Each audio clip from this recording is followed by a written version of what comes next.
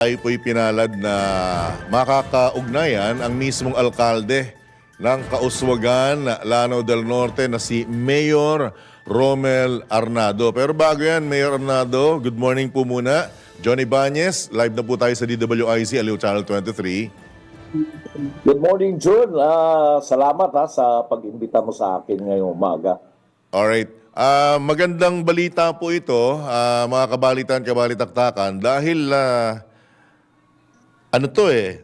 Mayor, medyo nagulat kasi ako. Ang term niyo dito is From Arms to Farm Project. At ito po ay nagwagi ng isang international award. Sa maikling pananalita, unang-una, congratulations Mayor Arnado at sa iyong mga kababayan dyan. Paano niyo po ito nagawa? Gaano katagal, kumbaga, in the making ang programang ito, Mayor Arnado? Okay, June. Medyo mahaba yung kwento dito. Nagsisimula ito nung nagiging mayor tayo sa bayan noong 2010. Yung Kauswagan is war-torn municipality. Mm-hmm. If you will investigate, 2 beses kami inattack dito ng grupo ng MILF. Mm-hmm. Sa March 2000 at saka naulit pa ito nung August 18, 2008. Mm-hmm. Nung pangalawang beses, doon ako nag-decide na magbisita rito at unawaan na yung intindihin ko yung sitwasyon dito kasi Apo. dahil born and raised ako rito but I was an OFW, galing ako sa Amerika. Mm-hmm. Nung bumalik rito, talagang magulo yung lugar. Then, in short, I ran and then I won.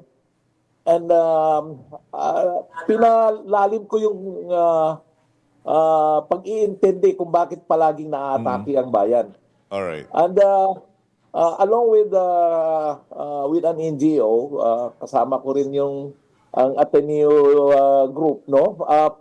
Na-discover namin na yung problema namin is efficiency sa mga delivery ng basic services ng ating gobyerno, especially sa grupo ng mga Muslim dito sa amin.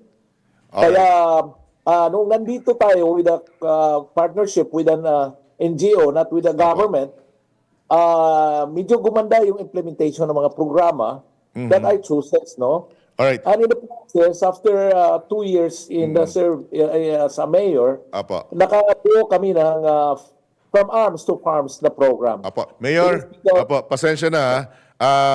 Itong From Arms to Farm program na ito, tama po ba, latest na nanalo sa World Future Council dahil sa pagtataguyod ng kapayapaan at kaunlaran sa inyong lugar?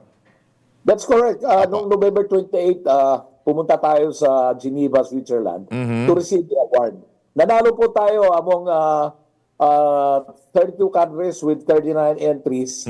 Tayo pong isa sa 4. But among the 4, tayo yung pinakauna na pinili. So, it was just a few weeks ago or days ago na nanggagaling tayo. It's a very prestigious award for us. In fact, it is one of the most prestigious in Europe, no? Magkakapatid lang ito sa Right Livelihood Award at saka sa Nobel Prize group. Opo. Ano po ang naging hakbang ninyo, Mayor Arnado, para mahikayat ang binabanggit na humigit kumulang 5,000 mga dating rebelde para bitawan yung kanilang mga armas at magsimulang magtanim na lamang?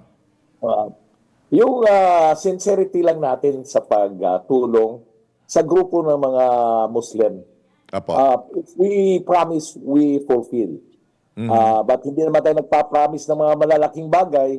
Yung ma-afford lang natin, it's good enough. And then also, pinaganda natin yung delivery ng mga basic services ng government. For example, yung sa health, yung sa literacy, yung sa education, yung sa most especially sa agriculture. Dahil nalalaman namin dito, yung aming basic na problema rito is only gutom. And of course, gutom, yung kapobrehon, yung poverty that comes with it. Apo. So we address those issues. It's not really on ideology or kultura. That is what we're proud of. Opo. Kinailangan niyo po ba ng tulong ng national government dito, Mayor Arnado, o lokal na pamahalaan lamang sa pamumuno ninyo ang gumawa ng inisyatibong ito, Mayor? Sa totoo lang, no, this is all coming from the local government. Alright.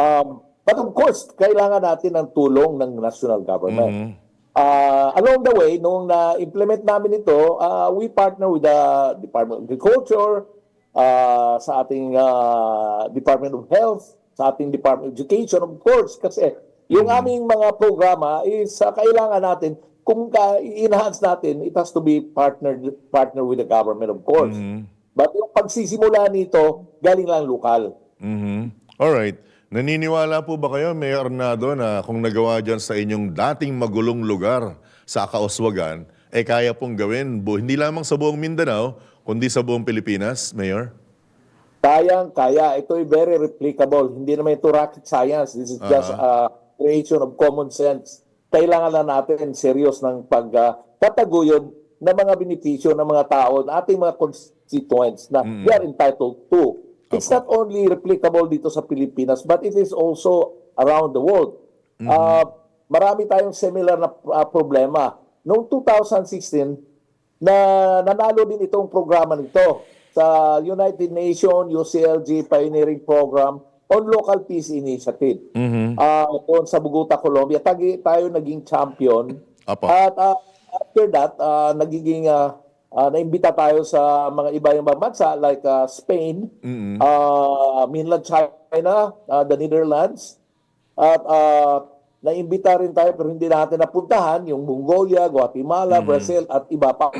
Apo. Dahil we have very similar problem. Gusto nila makuha yung strategy ng From Arms to Farm. At saka galing po, winner din itong programa na to Apo. way back in 2014. Mayor Arnado, with your indulgence, babanggitin ko lang para sa kabatiran ng ating mga kabalitaktaan at kabalitaan, ang binabanggit po ng World Future Policy Award spokesperson na si Aline Ware, bumilib po siya sa programa, and to quote, "This policy is a model for peace and sustainable development."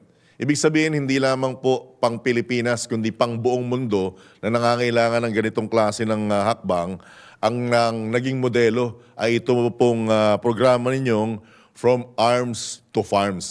So nasa inyo pong pagkakataon, as much as I want to, Mayor Arnado, kaya lang kinakapos na po ako ng oras, ano pong karagdagang mensahe ninyo sa inyong mga kababayan sa Lanao del Norte at sa buong bansa po natin sa kabuuan? Mayor Arnado, go ahead, sir.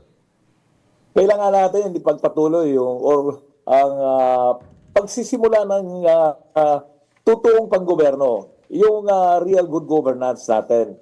Huwag na tayong magpalunod ng mga issue ng politika. I think we have to serve the Filipino people first, no?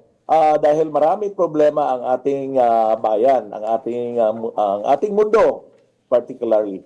So I would like to address to not only sa ating constituents but to all the constituents of our province to continue cooperating and titingnan at titingalain ang programa ng From Arms to Farms para patuloy ang ating kapayapaan, which is very important, especially in our area dito sa Lanao del Norte. Alright. With that, Mayor, maraming salamat. Good luck at umaasa po ako na sa mga susunod na pagkakataon, mananatili pong bukas ang himpilang ito at ang programang ito, in particular, sa mga update dyan sa napakagandang programa na yan sa inyo pong lugar sa Lanao del Norte. Good morning po. Ingat po at God bless, Mayor Arnado. Salamat po. Thank you. Alright. Yan po mga kabalitaktakan, si Kauswagan, Lanao del Norte Mayor Romel Arnado.